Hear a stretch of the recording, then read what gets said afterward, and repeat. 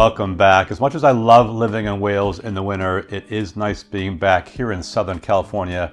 I'm in my living room still, not on a wrinkled green screen, on a Rabe green screen, but it is nice to be back here where I have a little more control over the environment. My topic today is actually related to that, and it's this idea of scale, and this comes up a lot in emails.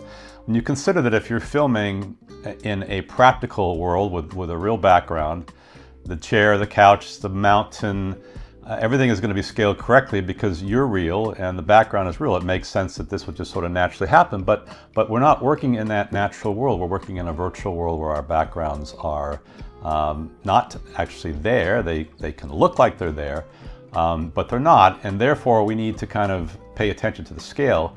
I'm going to walk you through, and I don't always get scale correctly. Sometimes I get angry at myself afterwards that I missed the scale a little bit. Luckily, we have some things we can do in post-production, but I have used a reference image.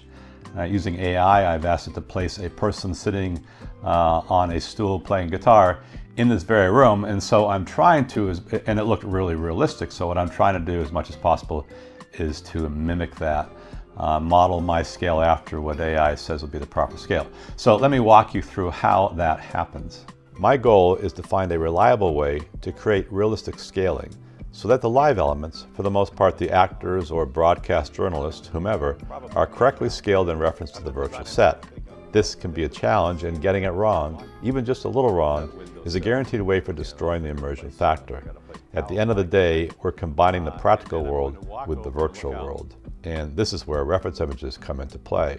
Using a variety of AI options, I began by designing my recording studio, and I wasn't thrilled with the Midjourney renders. So I hopped over to Nano Banana Pro and was able to create a scene that I felt was photorealistic.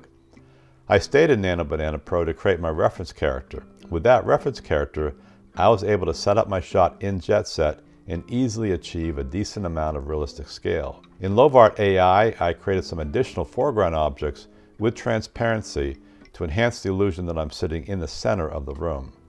Again, if I had a camera person working with me, some natural camera motion would have further enhanced the scene by adding just a bit of parallax movement. And we're back here now. So pretty cool that we can use AI as a reference guide, and then we can model our scale or rescale, even if it's done in post-production, using that as a model and get pretty close to reality.